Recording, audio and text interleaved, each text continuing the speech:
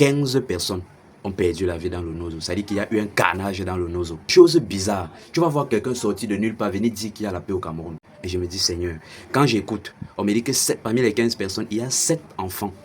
Il y a 7 enfants qui ont perdu tragiquement la vie. Ça dit qu'on les a égorgés comme les poulets. Et puis je me demande, mais à qui profite tout ce bain de sang versé?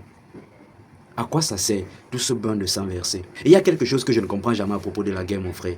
C'est que quand ça commence, personne ne veut causer avec l'autre. Ça dit qu'on tue les gens, on tue les gens, on tue les gens. Ils finissent de tuer, après ils s'assoient encore pour causer. Alors qu'ils auraient pu dialoguer dès le début pour éviter le bain de sang.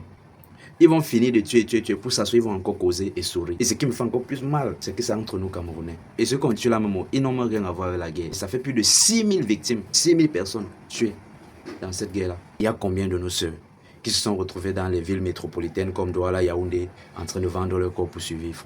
Parce qu'elles ont quitté brutalement le Nozo et ne parviennent plus à s'intégrer. Combien de nos frères et sœurs ont perdu les repères à cause de cette guerre? Et puis quand je parle, j'ai encore cette image de ma sœur Sandrine. À l'université de Tchon, on l'avait appelé pour lui annoncer que de son grand-père qui vivait avec sa grand-mère, avec ses cousins qui étaient à la maison, on avait tué tout le monde. Sa nez s'est écroulé devant l'université de Tchon. Vous pensez qu'on peut soigner ce genre de blessure avec quoi? Qu'est-ce que vous pouvez dire à cette fille qui pourra soigner cette blessure? La guerre n'arrange personne. Que Dieu bénisse au Cameroun. Shalom, on est ensemble. Il y a guerre au Cameroun, mon frère. Où tu te lèves le matin, tu entends que 14 personnes ont perdu la vie, 7 enfants. Les enfants connaissent quoi? Les enfants ont quoi à voir dans les guerres, papa? Même dans les grandes guerres, on épargne les enfants. Le gouvernement aussi, asseyez-vous, vous causer avec nos frères.